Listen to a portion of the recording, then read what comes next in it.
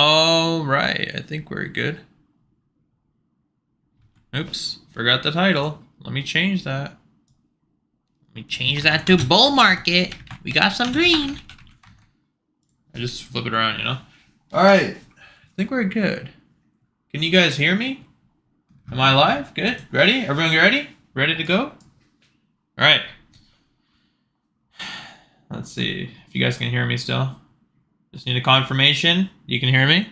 Should be good. Awesome. All right. So yes, there's quite a lot I want to talk about. It's been a while since I've done a live session, and there's good reasons for that. It's because I didn't want to bombard you guys with live sessions every 5 seconds long. So that's why I didn't do it for a while now. Yeah, XRP blew up today. We'll talk about it. We'll talk about a lot. We'll do some giveaways. We'll give some money out. You know, everyone will be happy. And then you'll learn something, and then we'll go from there. Cool. So I want to talk about Bitcoin as of right now. So let's look at Bitcoin's current price action, what happened during this week, and how did I know at 95.6 that if we broke structure that we were going to squeeze at 98.7, how we knew we were going to squeeze. Looking at Bitcoin, we had a massive W formation looking to play out. Now, when you're playing with W formations or V-shaped formations or anything like that, it's a very simple price analysis. What that means is, number one, when you're playing with the W formation, you want to pay attention to the midterm resistance. That's pretty much where Bitcoin tested the level the most in the midterm. And that's how you know. You can see that when Bitcoin initially broke above these exponential moving averages, we of course knew the fact that if we were to break above 95.6, that is our confirmation to look for a long position. Market breaks above, you can see we had the initial squeeze. Now, how do you know if it's going to be a fake out versus how do you know if it's going to be a continuation move? Well, easily to put, as long as we're holding above our exponential moving averages as support, and once again, as previous resistance, retests as support and closes above, that's your confirmation to know that this is a continuation trade. What do you do then? Well, zooming out on the chart, you can see that the top of the moveset on Bitcoin is around 100.6. So how do you trade this? Well, simply put, if you took the initial trade at 95.6, you rode it upwards, awesome. Now you have your next midterm resistance. You see these wicks right here? This is now your next midterm resistance. So what does that mean? You know that there's going to be profit taking happening at this level. So if you are entering a trade, you are scalping. You wait for the candle close. You can see profit taking, profit taking, profit taking. Then we had the next breakout. The next breakout, of course, pushed Bitcoin all the way into the 106 region. We are simply looking for long trades all the way upwards. You are not shorting. You are not counter trading. You are not trying to guess.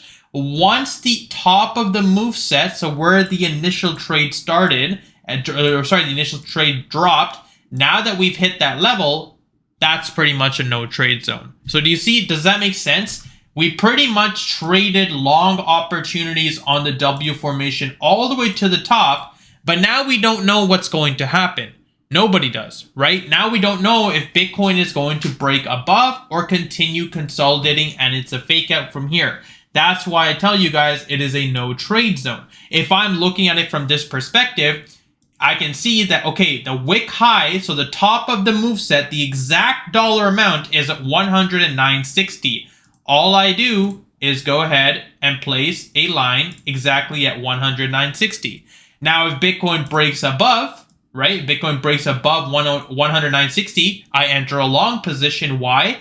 Because there's nothing stopping Bitcoin from pushing all the way into the 102 region again. That's the top of the next move set. And that's pretty much how we trade. That's realistically how I trade. It's super simple price analysis. I trade naked charts. This is a naked chart. I don't have a special indicator or a crystal ball or anything that will tell you anything otherwise on Bitcoin. But the good news is, as Bitcoin rallies, what happens to the altcoins, right? You can see with Ethereum, we saw the same sort of price analysis on Ethereum as well. Huge squeeze breaking above. I said, look, guys, I gave this trade earlier on Monday, and I said, look, Ethereum has tested 33.16 midterm resistance multiple times.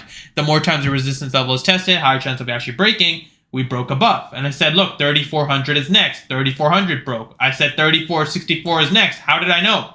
The top of the move set broke above. 34.64, I said, time to get out. because this is a major resistance. Oh, market corrected. It's not crystal balls. It's not anything like that. It's just you have to understand that there's certain levels at play, and when those levels hit, it becomes a greed factor. A lot of folks here got greedy at 34.64, hoping that 3,500 happens instead. What happened instead was market corrected, sideswiped them, and we weren't trading. We didn't get this drop. We were chilling, right? We took our profits. We were vibing. And then market, of course, right now is undecisive. In between trade zones is a no trade zone. Now let's talk about XRP. I'm sure a lot of you guys want to hear about this, but you know, me personally, not a fan, but I will talk about it because there was a lot of trades here. So on XRP, my original video, when I posted it, I said, look, if I'm looking at XRP for a break structure, I'm paying attention to these wicks right here at 273. You can see how perfectly it played out. We broke the 273 level. We saw the initial squeeze, right? Everyone got super excited, whatever. But again, remember what I told you. If we break above a major resistance, we have to use that level as support. XRP came back down, retested that level as support. Where's my next trade zone? Well, I simply put, I would trade the wick high. Break above. Do you see what's happening? Market structure broke above again on XRP, all the way up into $3. Came back down. Look where it bounced. Previous resistance, it bounced on the exact level of support. How do you trade? All-time high. You trade the wick. Once again, breaks above, squeezes. Where does it come to? Bounces on support, right? 302 on support. Market consolidates. Once again, breaks above. And where are we going now? Where is XRP going to possibly fall back down to? 320. That's pretty much how you trade all-time high. You don't know where all-time high is going to go, right? Once it breaks all-time high, or I know. Oh, XRP hit 389 in 2017. Okay, cool, awesome. All I'm talking about is the current price structure, though. When it's an unknown point, you don't know where it's going to go. That's how you trade. You simply just trade the previous wicks and the previous support as it continues to ladder upwards. Now looking at XRP, of course, you can see that we are in extreme overbought conditions. It's becoming a slow ladder case opportunity towards the upside. You don't necessarily want to hold your swing positions if Bitcoin says see ya and ends up nuking, because again, now that XRP is at these extreme ranges, the last time we saw XRP at extreme ranges, you can see we saw a massive corrective move, right? Going back down into the $1.92 from the highs of $2.88. So I'd be a little bit more cautious every time we break a wick high. I would be more and more aggressive on the way towards the upside. That's pretty much how you trade these zones though, right? It's not rocket science. In my video, I told you guys, look, if 272 breaks, we squeeze. We saw the squeeze. Then I said, look, if this wick right here at 291 breaks, XRP goes parabolic. You can go watch the video again if you want. And XRP went parabolic. A lot of you guys made a lot of money, so I'm happy for you. But right now is me telling you, be a little bit more careful with XRP because, again, look at our magical exponential moving average that has not been tested yet. Look at our daily structure with the 9 EMA and the previous resistance that has not been used as support has not been tested yet. That is pretty much why I'm telling you guys to be a little bit more cautious on that front. I'm not going to talk about PopCat because, again, it was a simple trade setup today. I will talk about HBAR because I know a lot of you guys want to hear about HBAR. Where the hell? HBAR has gone crazy. HBAR has gone absolutely parabolic too. And it's funny because I was actually looking at HBAR yesterday and I was like, oh, it'd be a great trade to send to them for a long position yesterday. But to me, this seemed a lot more manipulated and I just didn't feel like sending it because, again, I don't like sending trade updates where I'm like 50-50 on it. But you can see that HBAR actually broke above a midterm resistance level. So right around this zone here, you can see very clean touch opportunities. As soon as we broke above, we saw the squeeze at 33 cents going all the way back into the highs of the wicks around 39. But now looking at the daily structure, if you look at where HBAR actually wants to go, there really isn't much stopping HBAR now, right? Like you can see that, yes, we're on a pretty big resistance level here, right around the zone that we're currently trading at, is a big resistance. You can see on the daily, multiple support level retest. This was also the same level used as resistance on the way towards the downside. So HBAR, you know, this wouldn't be a bad area to look for those profits on these swing targets that you've had, or if you ended up taking those long positions, great. It would be a great spot to take profit. But if HBAR breaks above 30, 7.38, it really will go parabolic. It will really start pushing higher and higher. So once again, just keep that in mind as you're trading.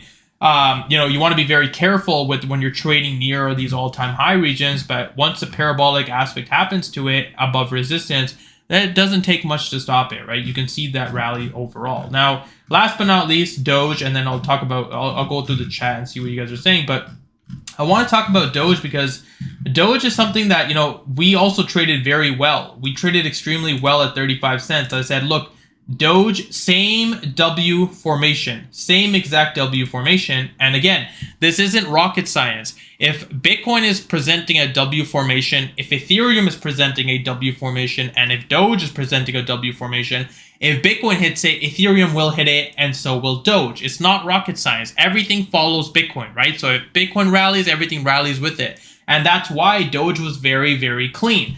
Right now, you can see that Doge hit the highs. Very nice multiple trade opportunities here, but let's just talk about the W formation. So you can see, I told you guys down here at 35 cents that, look, the only time I would become bullish on Doge is if we broke above 35 and closed above that level. And you can see that this was the perfect opportunity. We actually broke above, retested as support. And do you see why I place so much emphasis on the exponential moving averages? Look how they acted. So let me give you guys a just quick little education point on Doge specifically. You guys always ask me, oh, how do you know?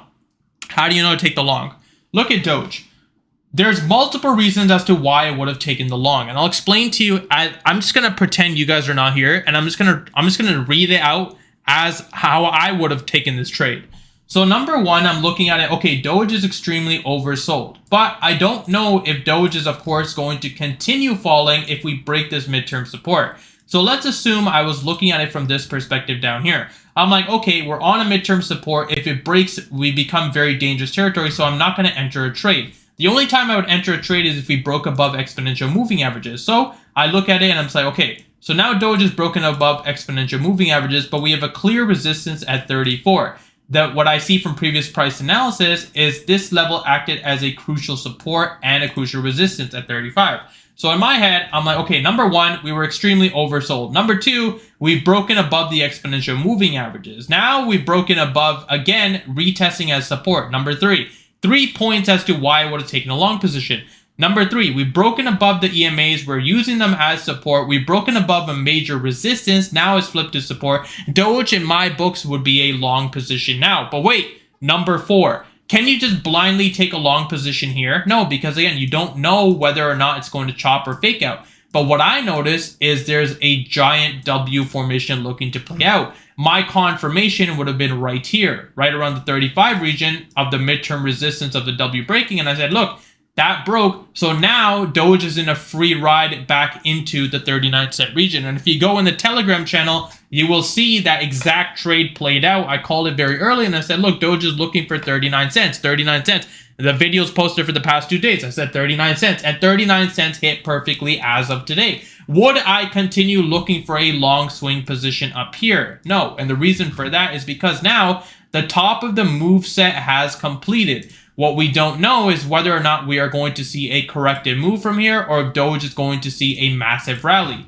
The next point of interest for me is 40 cents, which of course is a major daily resistance level. Overcoming that would mean that Doge is ready to swing back into local top all-time high position and actually run properly from there. But if, of course, we see Doge just slow ladder case upwards and then nuke at 40 cents like this, then that's a dangerous zone, and I think a lot of traders would get caught out. So that's why me personally, I'm not looking for a trade opportunity after 40 cents. Once we hit the 40 cent region, I step back. I don't know if we're going to break 40 cents. I don't know if the market's going to continue pushing higher. I don't trade what I don't know. But what we know is that right now, looking at Doge, the 39-cent region was a given, which has absolutely hit perfectly. Sounds good? Everyone understand that?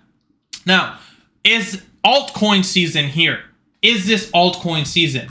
Personally speaking, no, because again, Ethereum would have to lead in order for us to see a proper altcoin season.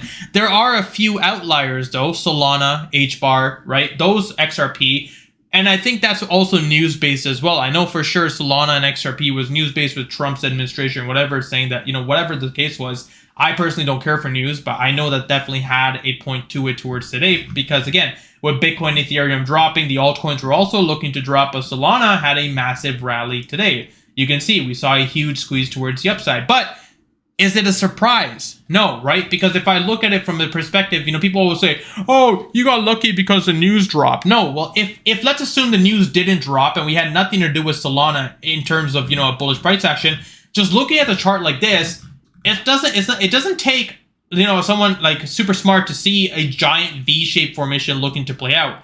This confirmation at 204 was the squeeze for Solana back into the highs of, again, 214. The top of the move set. Super simple. Now we're seeing the corrective move. Yes, did the news have a reason to play with Solana as well? Did it have a factor? Of course, right? It had the factor with it, but it also had the technical analysis alongside with it to have that bullish rally. Would I be looking for a long position on Solana now? No, right? Because the top of the move set has completed. But you get the point. These sort of trade analysis points are very simple to do. They're very, very simple to do because, again, if I was looking at it from down here, it looks obvious right now, but I'll show you when it doesn't look obvious. Do you see all these little wicks right here? 1, 2, 3, 192. Do you see all these little magical wicks right here? If I was a trader and I was looking at it, I would just simply place a resistance level like that across the board at 192. And I would just sit on it. And I would say, hey, look, if Solana, looking at it from this perspective now, you can see that the bulls have been trying to fight and break this resistance multiple times. But look what happened differently. And this is a very important lesson. I want you guys to pay attention here, okay?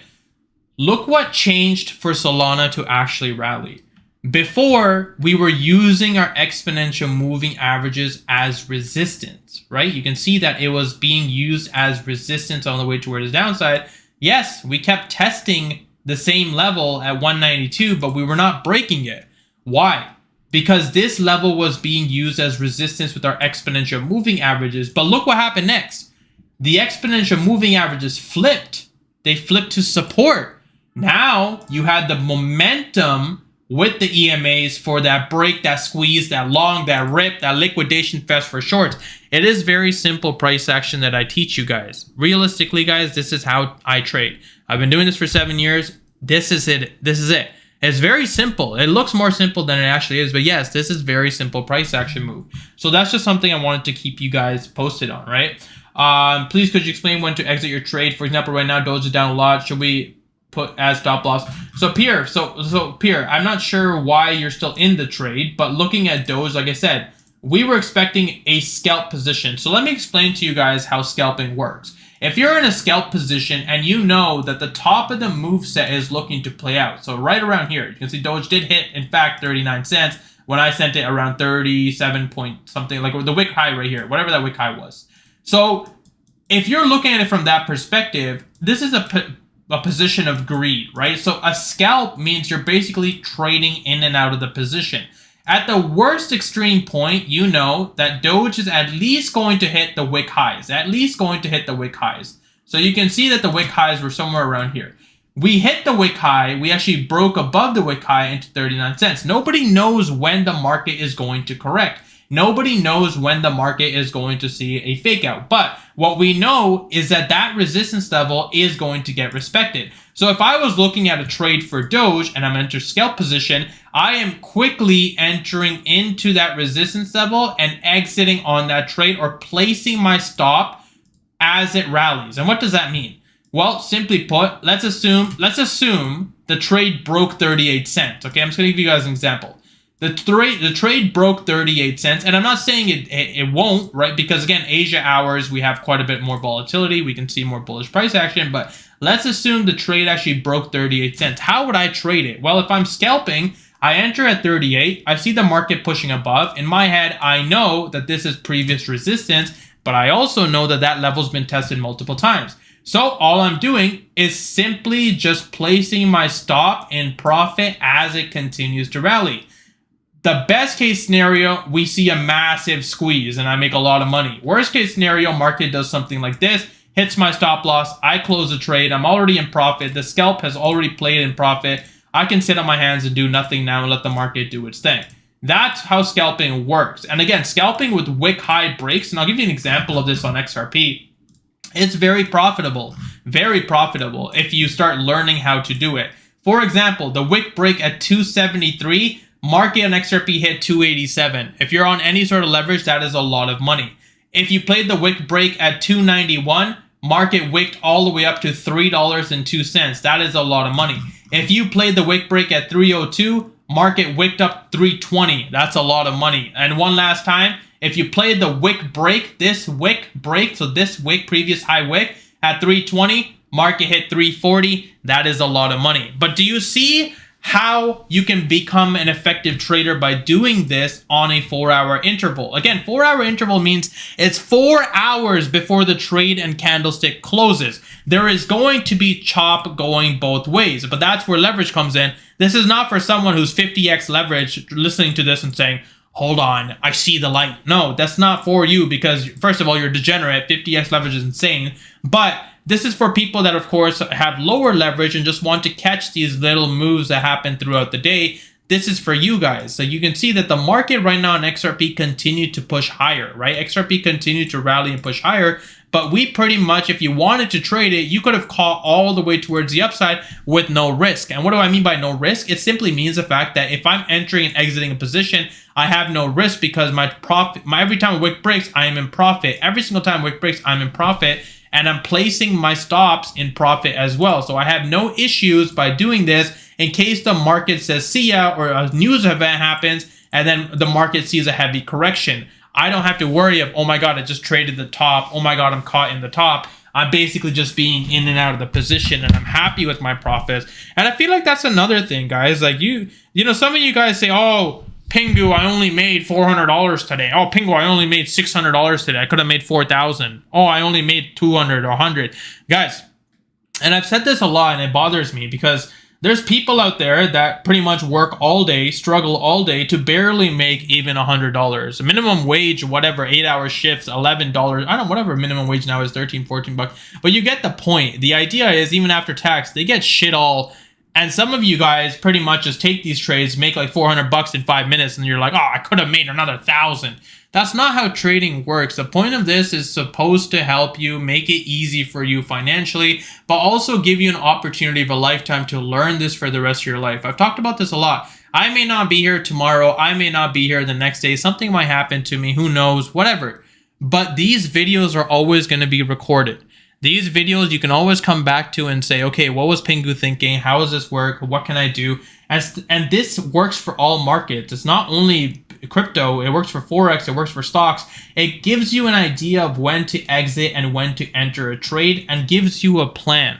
That's the biggest thing, is having a plan when you're trading, right? And that's my job, is to teach you guys on how to effectively do this. Some of you guys have turned accounts from 5 to 100,000 in the past run up, and you guys will have multiple opportunities again, I promise. Because guess what? Ethereum has not hit all-time high yet. That is going to be another generational trade. And again, I will post it in Telegram. It's free. Hold on. It's no course. He doesn't charge anything. It's a completely free Telegram, but I will just make it easier for you guys to follow along, right? Because sometimes with YouTube videos, they're about 8 hours late. With Telegram, it's instant. Every second I'm posting, every second the trade's happening, you can easily follow along on that trade setup as well. All right, so enough of the talking. Okay, last question. How high do you think ETH could potentially go? Honestly, my top for ETH would be 7,000 to 8,000, I think. But on like if I'm really smoking, but like honestly, like I'd be happy just to see ETH break all-time high right now. You know what I mean? Like I would genuinely I just want to see Ethereum actually break. Okay. So, are we ready? Everyone, we got 6 minutes left. It's a 30-minute session max, but it's time for some giveaways. Press 1 if you are ready to go with the giveaway. We are starting now. I'm going to message a Telegram just because I want everyone to kind of follow along here. Doing giveaways now. Okay. All right, everyone ready? 1. Okay, press 1 if you're ready for the giveaway. Here we go.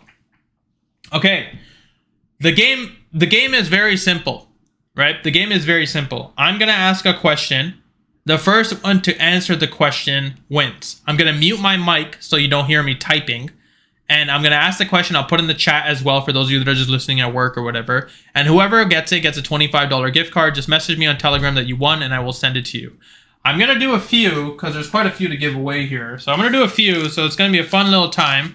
This way you guys can all make fun of people that have the wrong answers as well. Everyone. Okay, so I'm going to go ahead and mute. The first question will be posted now. Again, you have to be right with the exact answer. No abbreviations, no shortcuts, no nothing. I want the actual full answer. It's a trivia. Good luck. All right, I'm going to mute my mic and just look up some questions real quick. Be right back.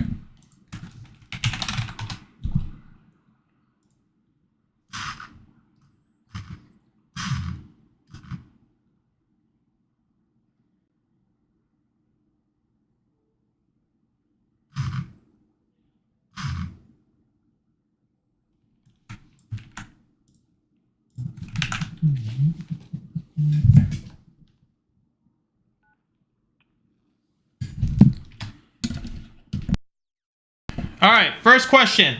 First question. What type of whale is actually a dolphin? What type of whale is actually a dolphin? First question. Jason Gillespie. The answer is right, Orca. Guys, I want the answer in the YouTube chat box, not on Telegram. I want the answer here. All right, Orca. Jason, you've won. Congrats on your $25 gift card. Jason, I'm going to make a notepad real quick and just make sure I remember people's name. All right, Jason's the first winner. All right, here we go. Second one.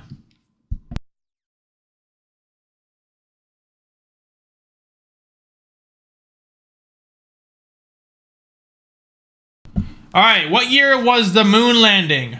What year was the moon landing? That's the second. No. Oh. Ooh. Hold on. Who got it? Morgan Pound. Morgan Pound, winner. Very close, Dawn to Devious and Morgan Pound. Morgan was right on top of you. Morgan, send me a message in Telegram. You have won a $25 gift card. What is that? Holy. Oh, it's my music. No! Wait, one sec, guys. All right, my bad. My bad. Okay, Morgan, congrats. I'm going to write that down. I don't know why my music just starts playing sometimes. Okay, awesome. Jason and Morgan. All right, you guys ready for the next one? Everyone ready? Everyone ready? Okay. Again, guys, you might see it on you first because, again, that's how YouTube works. But it's whatever I see first, right? I'm very, trust me, I'm not gonna like, oh my God, Morgan was right, you're not wrong. Okay, it's very, very, trust me, I'm not gonna tell you. I'll tell you straight up what it is. Okay, we're back.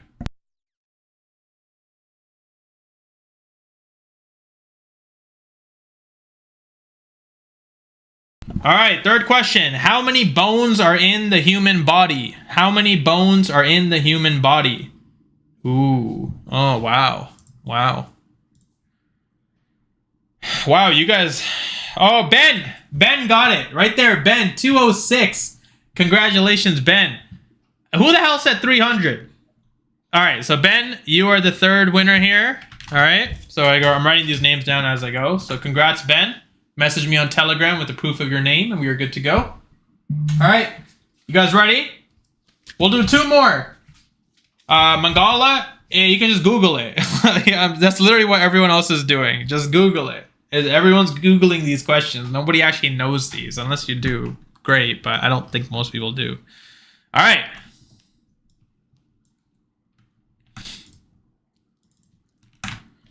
All right. What are diamonds made of? Now, fourth question. What are diamonds made of? P. P with the answer. He says Google's for the week, and then right underneath that, he got it. P with the answer. P, send me proof that it's you on Telegram, and you have won a $25 gift card. I'm just going to put P here, because I don't know what the actual name is here. So with P. All right, P, make sure you show me it's actually you. P, right. Okay. All right, here we go.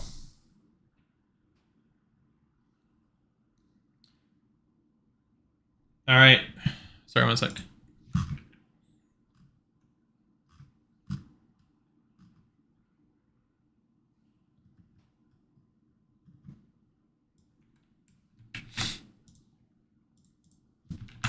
All right, here's the next question. What colors mix to make green? What colors mix to make green? Ooh, there we go. Dawn to Devious, yellow and blue. You are right. Dawn to Devious, correct. All right, that's pretty much it, guys. The rest of them are going to be in Telegram. So if you aren't in Telegram, I would highly recommend you joining. Again, these gift cards are just for Amazon or Uber. These are not for crypto. It will block the card. So if you ever do win a gift card from me, don't use it for crypto. It will block the card. And yeah, again, these are out of my pocket. It's just a nice way to say thank you for always liking my videos. I appreciate you guys. Thanks so much for coming and listening. We are at the 30-minute mark, which is perfect. I hope you guys have a wonderful day. I hope you guys learned something. The session is recorded if you do need to come back to it. And I will see you guys later for Asia hours, and we will go from there. All right, peace out. Have a great day, guys, and see ya.